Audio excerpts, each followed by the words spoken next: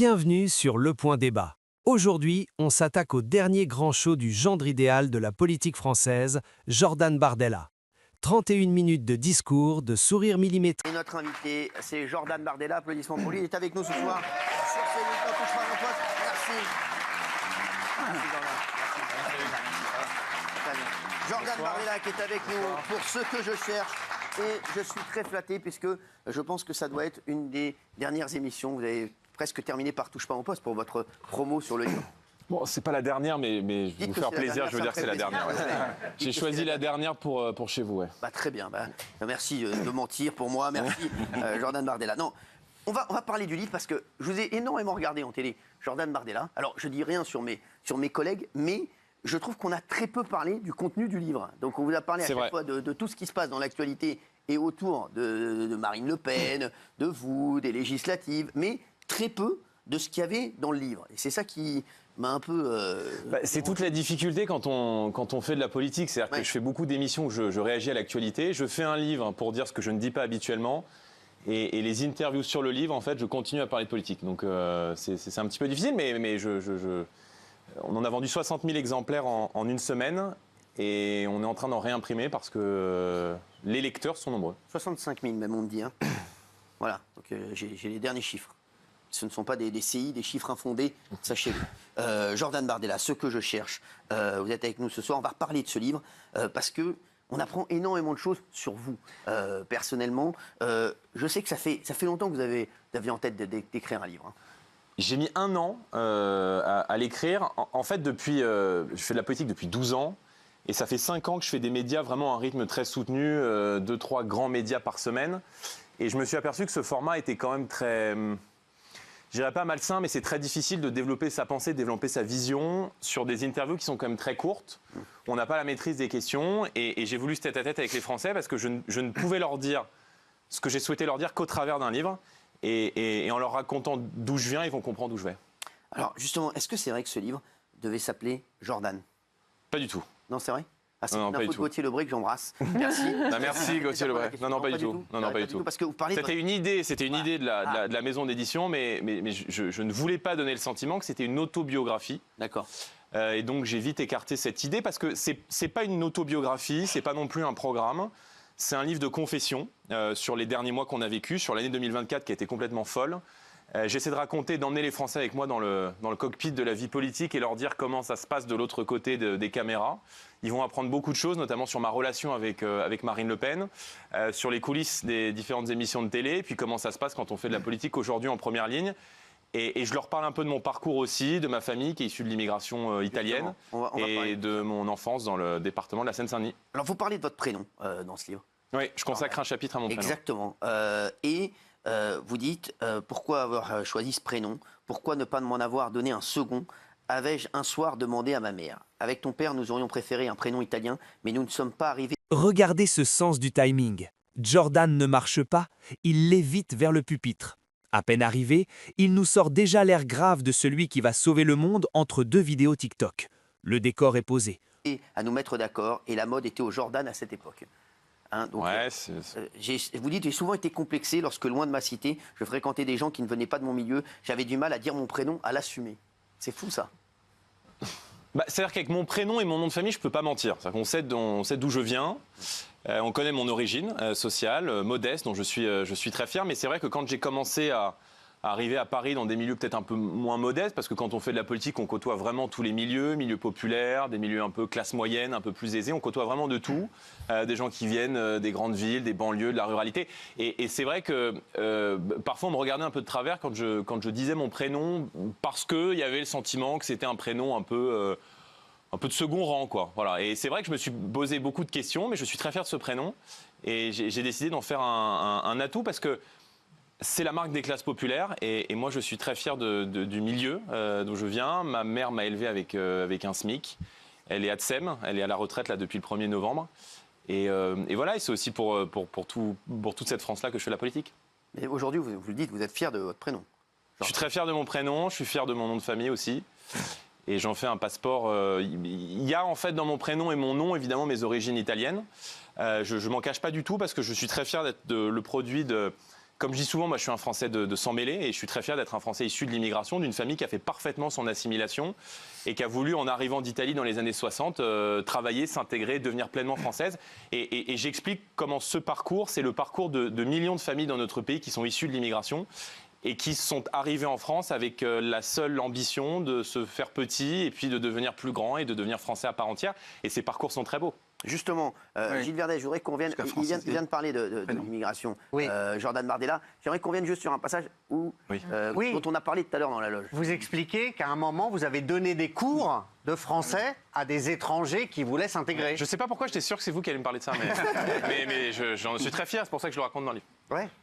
Comment ça se fait Quand j'étais au lycée à Saint-Denis. Un jour, je suis convoqué par le responsable de niveau et il me dit on a une association qui se charge de donner des cours de français à des travailleurs étrangers, donc des gens qui travaillent dans le bâtiment, dans la restauration, et qui viennent le soir au lycée apprendre les rudiments et les bases de la langue française.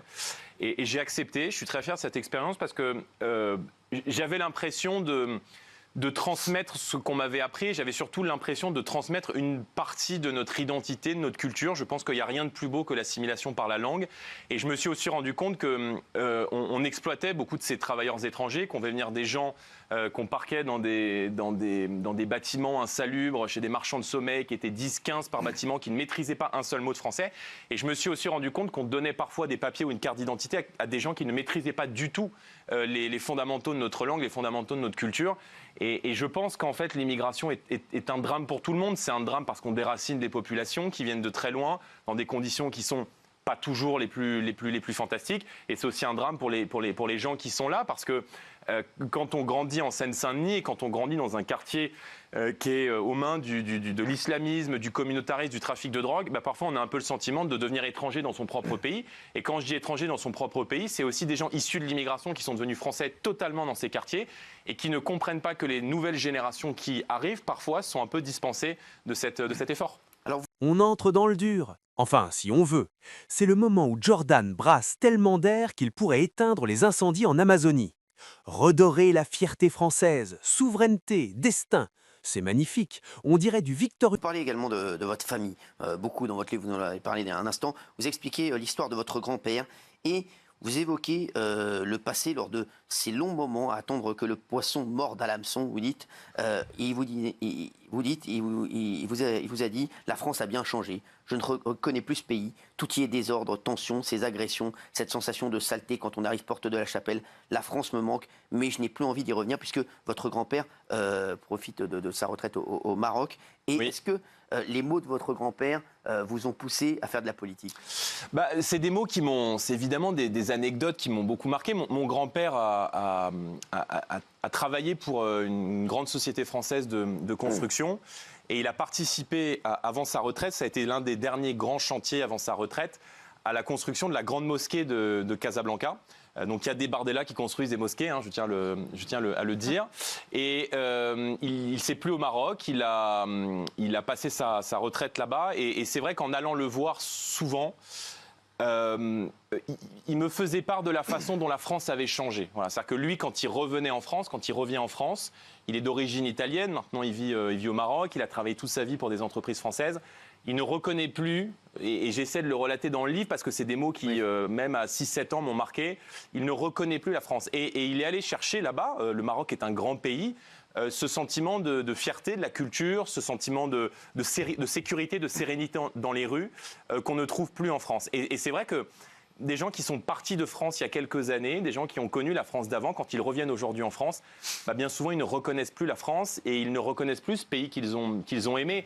Et je pense qu'il n'y a rien de pire pour un citoyen que ce sentiment de ne plus se reconnaître, de s'oublier, de ne plus reconnaître le pays dans lequel on a grandi. Et je pense qu'il y a beaucoup de Français qui partagent ce sentiment. Alors justement, quelles sont les valeurs que la France a perdues et que vous aimeriez revoir, vous ?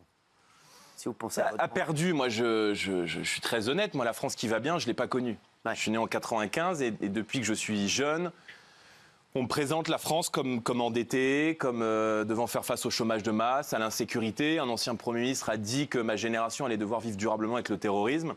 Mais moi je me sens l'héritier de valeurs de bon sens que j'aimerais réinculquer aujourd'hui dans mon pays, dans mon engagement politique, l'autorité, la sécurité, le respect, la loyauté, l'amour du drapeau. Il y a toute une partie dans mon livre qui s'appelle Fierté française, parce qu'au fond, c'est ce que je défends. Et ce que je ne comprendrai jamais, c'est que dans tous les pays du monde, partout quand on voyage, on se retrouve dans des pays où les gens sont fiers de leur pays, sont fiers de leur drapeau, ils sont fiers de leur culture.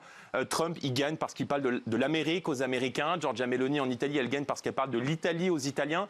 Et on a un peu le sentiment chez nous que on a le patriotisme honteux. Moi, je suis très fier d'être français, je suis fier de mes origines italiennes, j'en parle longuement dans ce livre, je suis fier d'être européen, mais je veux que les Français puissent être fiers de leur pays, qu'ils puissent le dire, et je cite notamment une phrase de Jean Dujardin que j'aime beaucoup et qui m'a beaucoup marqué. Il dit le problème de la France, c'est que ce pays ne s'aime pas assez, c'est que la France ne s'aime pas suffisamment. Et quand les Français auront conscience qu'on est les héritiers d'une immense histoire, d'une immense culture, que notre pays est parmi les plus beaux du monde, alors je pense qu'on sera prêt à affronter ce qui nous attend dans le siècle qui vient. Je crois que Jean Dujardin, c'était par rapport aussi à la cérémonie d'ouverture de la Coupe du Monde de rugby. Et on en parlait il y a quelques jours, parce qu'on disait il y a eu un match de foot et un match de rugby à un jour d'intervalle. Et c'est vrai qu'on disait, c'est vrai que c'est fou, comme la Marseillaise qui est pendant le rugby est incroyable. Vous avez vraiment un moment d'émotion incroyable. Et c'est vrai que dans le foot, on ne retrouvait pas ça, on en parlait. C'est vrai qu'on parlait de Jean Dujardin cette semaine, donc c'est bien que vous le citiez. C'est vrai que c'était incroyable de voir à un jour d'écart, à 24 heures d'écart, la différence entre les deux Marseillaises, même s'il y en avait une qui était faite en Italie, mais on en avait une au Stade de France, même la semaine d'avant face à Israël. Et c'est vrai que c'est incroyable. Il n'y a pas la même ferveur. On a l'impression que on en a parlé ici, on disait c'est deux France limite différentes. Mais bon. C'est vrai que c'est assez curieux. Et je suis d'accord avec Jean Dujardin quand il a dit ce que vous venez de citer. Vous avez parlé de votre enfance aussi. Hein. Vous avez grandi à Saint-Denis. À Saint-Denis, ouais, cité Gabriel Péry. Ouais, exactement. J'ai un club de paddle là-bas, si vous voulez venir jouer. C'est vrai, avec plaisir. C'est pour moi, c'est cadeau. Fait plaisir, par contre, voilà, merci. Vous dites, j'ai grandi dans la cité donc Gabriel Péry, qui ressemble à tant d'autres cités en France. Qu'il y a énormément de gens qui disent, oui, Jordan Bardella, oui, il a vécu dans une cité, mais comment était la cité? Qu'est-ce que ça veut dire? Ils ont qu'à y passer une semaine, et puis on non, mais c'est vrai qu'on vous attaque aussi là-dessus, Jordan Bardella. C'est ça qui est fou. Il y a plein de gens qui disent, oui, il dit qu'il a vécu dans une cité, mais on aimerait bien savoir quoi, comment, ce qui se passait. Est-ce que c'est des cités comme on en a connu aujourd'hui? Et voilà, qu'est-ce que vous avez à dire à ces gens qui... Je raconte tout dans le livre. Et en cela, moi, j'ai l'impression que j'ai un parcours qui est parcours ordinaire, que des millions de Français ont. Quand je raconte que l'immeuble dans lequel on a grandi dans lequel j'ai grandi avec ma mère était un immeuble cerné par le trafic de drogue, où vous aviez des types à l'entrée avec des capuches qui filtraient les gens qui rentraient pour vérifier que les gens n'étaient pas de la police. Quand je raconte qu'en pleine nuit, on est réveillé par... quelques jours après, il y a un chapitre qui s'appelle L'Assaut. Alors je ne vais pas raconter tout le livre parce qu'après vous aurez plus envie de le lire, mais il y a beaucoup de choses là. On peut y aller. Quelques jours après les attentats qui ont frappé le Stade de France, qui ont frappé le Bataclan et les terrasses parisiennes, on est réveillé en pleine nuit avec ma mère. Donc on entend des tirs vers 4 heures du matin. Je m'en souviens très bien. C'était en novembre 2015. Et j'ouvre la fenêtre parce qu'on entendait vraiment des tirs. Et le bruit des armes m'est familier parce que j'ai régulièrement entendu des règlements de compte liés au trafic de drogue dans le quartier. Donc le bruit d'une arme à cette époque, j'ai 20 ans, mais je sais à quoi ressemble le bruit d'une détonation. On ouvre les volets, on regarde par la fenêtre et on a un hélicoptère au-dessus de la tête avec un grand phare qui éclaire le quartier. On allume la télévision et en fait, la BRI est en train de donner l'assaut contre les terroristes du Bataclan qui sont retranchés à une centaine de mètres dans la rue du Corbillon à Saint-Denis, qui est la rue que j'emprunte très régulièrement pour aller faire les courses, pour aller au lycée, pour aller à l'école, pour me balader dans Saint-Denis. Et le choc vient du fait que la veille, quand on va se coucher, quand je vais dormir, quand j'éteins la télé, on nous dit que les terroristes sont partis très certainement en Syrie. Et en fait, ils ont passé la nuit à quelques mètres, à quelques dizaines de mètres de chez nous. Et je me dis au fond que ce que je vis là et que la cité dans laquelle j'ai grandi concentre tous les maux MAUX du pays, c'est-à-dire l'insécurité, la violence, la précarité aussi, les trafics et désormais le terrorisme islamiste. Et c'est vrai que la différence avec les gens qui en politique parlent de la sécurité, de l'immigration, du communautarisme, de l'islamisme, c'est que moi j'ai connu tout cela, que moi j'ai grandi au milieu de tout cela. Et c'est vrai que si je me suis engagé en politique, c'est parce que j'ai été pris par un sentiment d'urgence très tôt et que tout cela m'a fait dire que c'était pas normal et qu'il n'est pas normal, il n'y a rien de normal à ce que quand on rentre chez soi, on ait peur, on baisse les yeux, on baisse le regard. On emprunte l'escalier de l'immeuble d'à côté pour rentrer dans son bâtiment parce qu'il communique, parce qu'on a peur de croiser les dealers. Et c'est un enfer que vivent des millions et des millions de familles, dont beaucoup d'ailleurs de familles issues de l'immigration. Oui. Et c'est vrai que quand il y a des voitures qui brûlent, bah, c'est la voiture des gens qui habitent sur place qui brûle. Et je raconte aussi comment, en 2005, les images des voitures qui brûlaient m'ont marqué. J'avais 10 ans en 2005, mais je me souviens parfaitement de ces scènes de guerre civile en 2005 et ce qui s'est passé l'année dernière avec l'affaire Naël, c'est vrai. Et voilà le bouquet final. La musique monte, les drapeaux s'agitent, on se croirait à la finale de la Coupe du Monde. Jordan finit son numéro, il descend dans l'arène pour la vraie épreuve, le marathon. Pour moi, ça rappelait beaucoup d'images de mon enfance. Ouais. Vous racontez aussi votre premier échange avec Marine Le Pen. Vous lui avez adressé un message. Oui, en pensant que ce message d'ailleurs n'arriverait sympa avec le bouton de fièvre à la photo, qu'il y en a d'autres comme ça. Oui, non, mais si vous en avez d'autres comme ça, ça là est bien. Hein, oui, elle est pas mal. Ça doit être la moins chère, c'est pour ça qu'il fait. Voilà. Merci. Non, j'ai rencontré. Alors moi, évidemment, je me suis engagé en politique plus pour Marine Le Pen d'ailleurs que pour le parti politique, parce que c'est vrai que son discours, sa proximité, son parler vrai, moi, m'a séduit très tôt et m'a donné confiance aussi, à la fois en moi, en mes convictions. Et en 2015, je crois que je suis, pour la première fois, je vais être candidat à une élection pour le parti, conseiller régional en Seine-Saint-Denis, je vais être élu. Donc je lui envoie un mail, je ne la connais pas, pour la remercier. Je me dis qu'il doit y avoir des dizaines, des centaines de personnes, d'adhérents, de militants qui lui écrivent et elle va me répondre le lendemain.